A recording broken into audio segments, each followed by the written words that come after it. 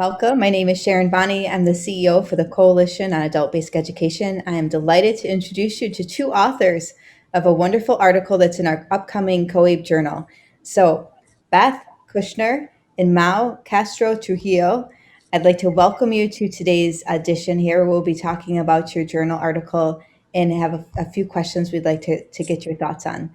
So first, Mao, if you could just introduce the article, tell us the name of the article, and then why you chose to write this article for the COABE Journal.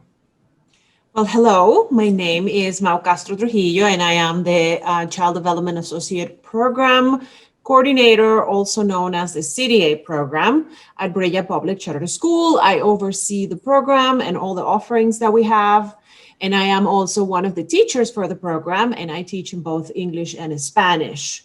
We wrote an article called Innovative Solutions to Support Spanish Speakers, Early Educators, Examples from Briya Public Charter School in Washington, D.C.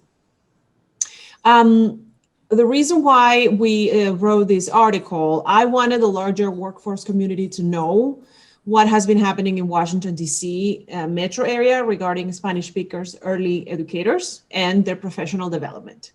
We found an enormous gap in our community, and we work in partnership with many organizations to find solutions to reduce this gap between Spanish speakers, early childhood practitioners, and their pathway to secondary education. Hi, I'm Beth Kushner, and I'm the Transitions Coordinator at Briya Public Charter School. I work with our workforce students in college and career readiness. I thought it was important to highlight our work in creating a bilingual Spanish program for a group of adult learners and workers that are often overlooked. I'm so proud of the opportunity with the Spanish CDA class and the Pathway to the Bilingual Associate's Degree program and what it presents for these early childhood educators. And I just wanted to share with others in case they're thinking about ways to improve career pathways for underrepresented populations in higher education. Great, thank you. So Mao, how will adult education practitioners benefit from reading your article, and how will that benefit their learners? With this article, we are aiming to amplify the message that immigrants are coming to the United States with an enormous and valuable amount of previous experiences and an incredible variety of education, linguistic, and cultural backgrounds. We believe that as adult educators, we must learn not only to respect and celebrate those backgrounds, but also we need to learn to incorporate that into our workforce, in our practices, and learn from them as well. This article shows one way of doing that, the way that we've been implementing in Washington, D.C.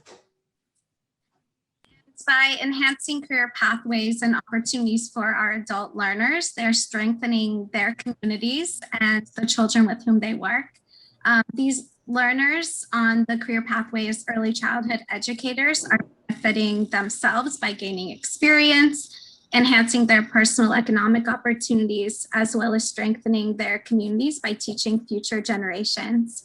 So I hope that adult educators benefit by seeing how this program started with just an idea and blossomed into a very successful program now with even more students enrolled in the bilingual Spanish program than the English programming at the community college. So it is possible.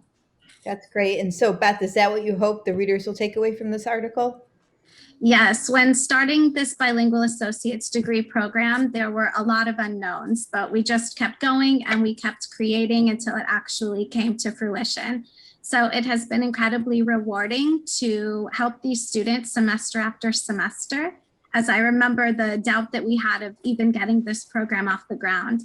So the article shows the process that we took, stemming from one person's big idea and dream and growing into major programming at the community college level. The article also shows a glimpse of what community organization should look like. We partner with multiple organizations in our community with the similar goal and ambitions, and we work together to make it happen. This is not something that we did in isolation. This work was also possible because the teamwork that we were able to build, a shared passion, and the commitment that we have with the community that we work with, the immigrant community. Great. And so do you have any additional comments you'd like to share, Mao and Beth? I would like to point out that there's still a great deal of work to do in this regard, and I'm sure it's not only in Washington, D.C. We should intentionally work with our immigrants and these organizations in the communities in the creation of more diverse career pathways. And this should happen across different sectors, not only in early childhood education. I agree. And I would like to add that this wouldn't have been possible, like Mao said, without all of our community partners working together. Briya couldn't have done this alone without the University of the District of Columbia and all of our advocates and supporters. Even current bilingual associate's degree students themselves testified in DC City Council to advocate for this programming. So this continues to take the strength of our entire community to move this program forward.